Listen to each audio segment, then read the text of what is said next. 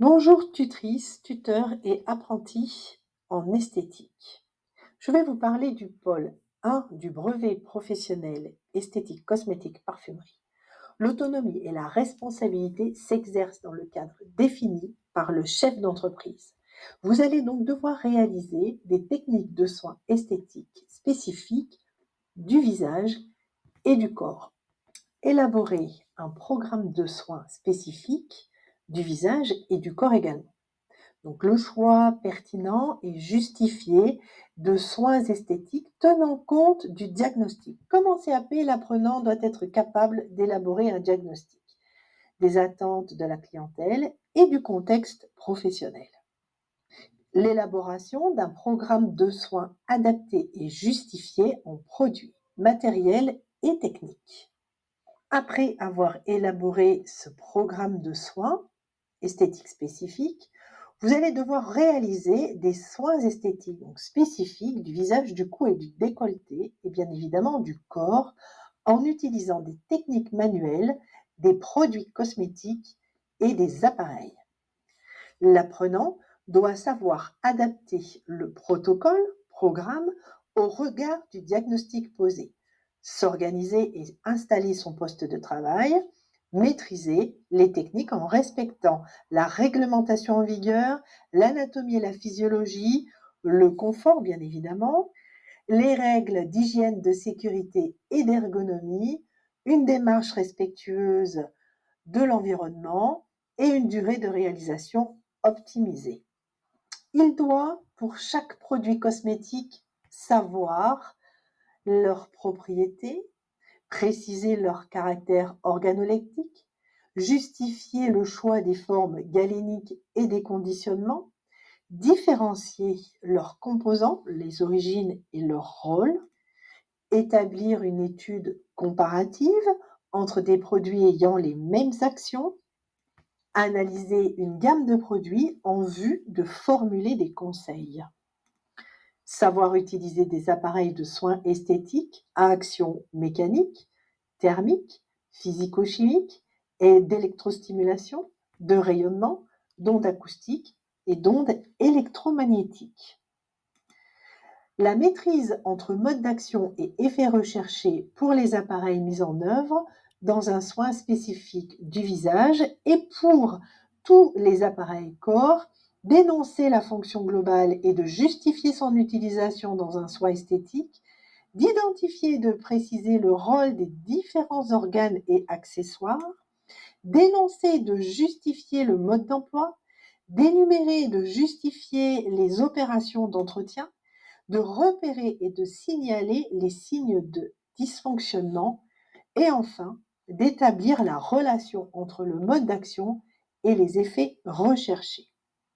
Et pour tous les appareils, présenter l'impact des nouvelles technologies. Voilà pour la réalisation des soins. Je viens de vous parler de la compétence C11 et C12. Passons maintenant à C13. Adapter et mettre en œuvre des protocoles de techniques de maquillage du visage et des ongles. Donc là, la première chose, déterminer les caractéristiques et les attentes de la personne, les identifier correctement, proposer une solution adaptée, rédiger une fiche conseil personnalisée qui sera donc utile à la vente. C'est le diagnostic. Vous aurez ensuite élaboré un projet de maquillage visage et ou ongles.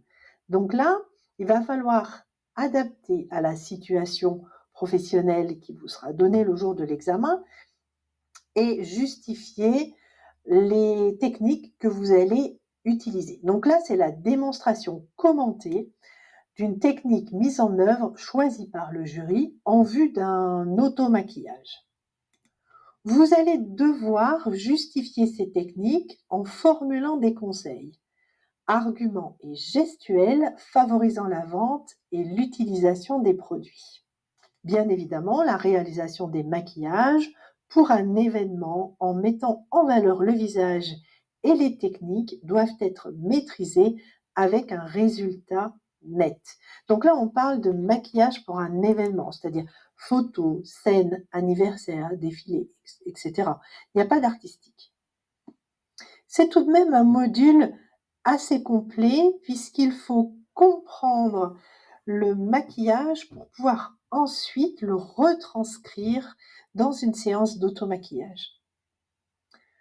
La réalisation des maquillages fantaisie sur les ongles, on va parler ici plutôt de décor d'ongles, de motifs figuratifs ou abstraits. Là, on est dans la réalisation de maquillages fantaisie qui peuvent se faire soit avec du vernis classique, soit avec un vernis semi-permanent.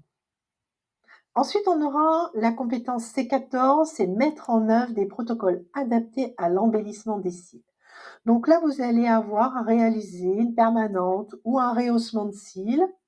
En ce qui concerne l'extension de cils, cela dépendra du contexte de formation. Vous allez être jurifié sur l'installation de votre poste de travail, les principes et les effets recherchés, la maîtrise des techniques en respectant bien évidemment la réglementation en vigueur, le confort, les règles d'hygiène, de sécurité, d'ergonomie et la durée de réalisation. Puis, on aura la compétence C15, c'est adapter et mettre en œuvre des protocoles de soins spécifiques des ongles, des mains, des pieds et la prothésie ongulaire. Donc là, vous allez avoir à réaliser un soin esthétique spécifique des ongles, comme la manucurie tiède par exemple, des soins spécifiques des mains et des pieds, comme la pose de paraffine par exemple, des techniques de prothésie ongulaire, gel ou résine, façonnable, façonné, capsule ou sur chablon.